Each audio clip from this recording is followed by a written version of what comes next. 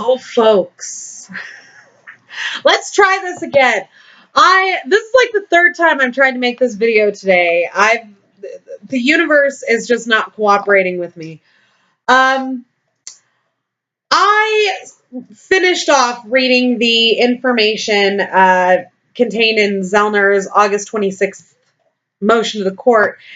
And, it took a long time. It took a long time to get through that because there was a lot of technical information. There was a lot of stuff going on there. And so I wanted to sit down and present some information to you guys from that. And it is definitely an oh folks moment.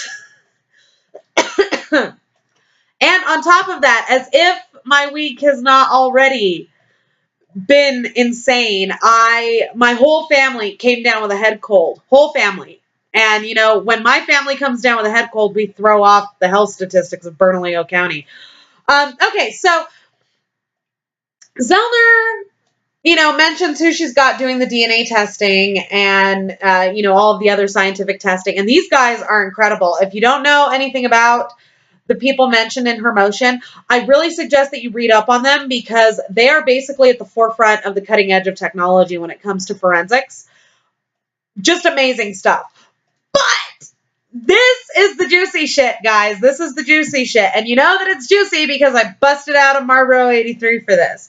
So let's get into it, shall we? Oh my God, what is going on with my hair today? It's all the humidity. It's raining like cats and dogs out there. I'll be surprised if it doesn't come out on the audio of the tape. Or whatever. I'm a 90s kid. I still call it a tape, even though I know it's fucking digital. So this is a report that I have never seen before, which is weird because for me not to see it, that's a big deal. It could have been released recently. Things have been kind of crazy in my world, but I don't recall seeing this. So if it's not been released recently, by all means, feel free to let me know. This is the Wisconsin DOJ Division of Criminal Investigation investigative report. And this was reported by Fossbender. And I'm willing to bet that right about now he is kicking himself for writing this fucking thing. So, it's vent out. Get my handy dandy Marilyn Monroe lighter.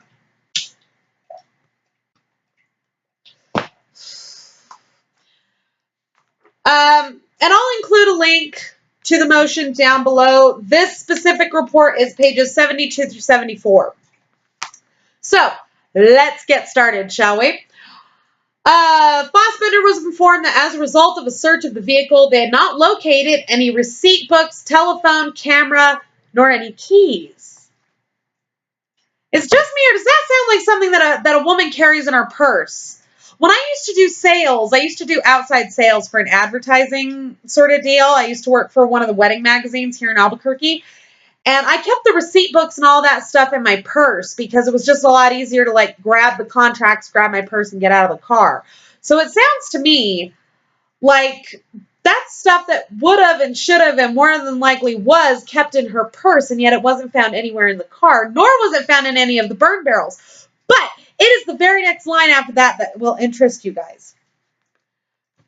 Need my glasses. I forget. I can see now. They did, however, locate a blue athletic type bag, at which time the contents were unknown, and a broken light. A blue bag. A blue bag? Now, see, one of my fans pointed this out to me a couple weeks ago. Can't remember which one. I'm sorry, guys. I love you. And even then, I was like, wait a second, where the fuck did that bag come from? Why didn't I see that bag before? I noticed pretty much everything, and then I figured, oh, well, maybe that's part of the toolkit. But this blatantly states that it was a blue athletic type bag, and they hadn't opened it to go through the contents, and I don't recall that bag being mentioned anywhere in the evidence logs, nor the contents. So what happened to the bag? What was in the bag, Fossbender? What was in the fucking bag? But it gets better. Okay, remember in a previous video, I said something about how the seat wasn't moved back enough to accommodate Stephen Avery? Get this shit. Analyst Grothy also advised that analyst Nick Stalkey, who is 5'7" tall, so as tall as me, sat in the seat and advised it was a bit too close for him in that his knee hit the console when he tried to brake. Stephen Avery's kind of a hefty guy. He would have needed to move that seat back. At the very least, he would have needed to move the steering column upwards. That doesn't sound like Stephen Avery moved that vehicle. Sounds like some skinny motherfucker moved that vehicle. Someone who could get in and not have to adjust the seat because he and Teresa Halbach were of similar height. This is where it gets really juicy, kids. And I know this is where it gets really juicy because I highlighted it in orange. Special Agent Fassbender ultimately spoke with Ryan Hillegas, a friend of Teresa Halbach's. Still calling yourself a friend, huh, Ryan? Hillegas did some checking with family and friends and reported back to Special Agent Fassbender that Halbach had, in fact, damaged the parking light area of her car and actually made an insurance claim. Hillegas advised that Halbach took a cash payout for the damage and had not repaired it. I call bullshit. I call bullshit because Teresa was apparently so proud of that car that she had her business partner take a picture of her in front of the fucking thing when she bought it. So why wouldn't she repair the light? And not only that, but why did Fassbender drop the ball and not at least call her insurance company and get the paperwork for the fucking claim? Maybe because it didn't actually fucking happen.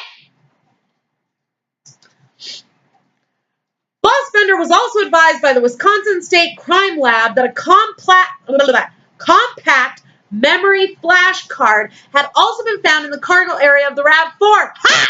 I told you there was a fucking flash card back there. But this is where it gets really what the fuck, kids. That item was ultimately turned over to Special Agent Brad Montgomery for analysis. Special Agent Montgomery ultimately analyzed that item and prepared reports under case number 05-1785 detailing the results of his analysis. Of interest is that Special Agent Montgomery was able to locate photographs of vehicles on the memory card, one of which was a photograph of a boat trailer which had been taken at the Avery property. They analyzed the flash card, they have the pictures, and those weren't released to the public with the rest of the case file? Kids, do you know what this means? Do you know what this means? There's probably something in those pictures that they didn't want us to see. I can't wait for this shit to go down. Now, additionally, remember how Zellner said that so-and-so had gone, individual A had gone to the property 4 times and had given a false name or something of that nature? Well, I counted, and there are 3 pages included with her motion. 3 pages included with this motion. And I know who one of those individuals are. I already knew it, but I love having proof. You see, on November 7th, there is a blacked out name on one of the pages. Let me see here. Page 83, to be exact. Timestamp of 9:03 a.m. Because they keep everything in military time, so 9:03 means actually 9:03 a.m. And he arrived with Scott Blodern. Well, who the fuck was joined at the hip with Scott Blodern at that time, kids? Ryan Hillegas. Oh, and look at this. Look, guys. 11/8. And they're listed as civilian volunteers. Right underneath the black fucking square. Scott Blodern. Oh, and look at this. Look at this, kids. Another one listed right underneath Scott Blodern. Blacked out. Who the fuck was joined at the hip with Scott Blodern at that time, kids? Ryan Hilligoss. Now, the first time he went, they went in at 9:03 a.m. They left at 9:53. So they were there for roughly an hour, 50 minutes. But come on. Give me a fucking break. What were they doing on the property on November 7th for an hour? Huh? And what the fuck were they doing there for 20 minutes on the 8th? And what were they doing there on the 7th at 4:30 in the afternoon? These are the questions that we inquiring minds want answered.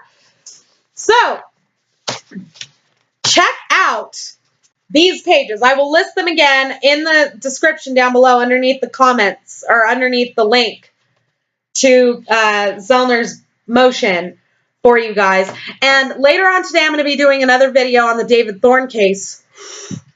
Doo-dee-doo-doo-doo-dee-doo-doo. I swear to God, it's like as the cornfield turns. It's fucking insane. So, don't forget to subscribe to me here on YouTube. Don't forget to follow me on Twitter, Mama Phoenix 6, and boogie on over to the About page here on my channel. You'll find everything from my Facebook fan page to my blog to my Pinterest boards. Thank you all very much for watching, and we'll see you soon.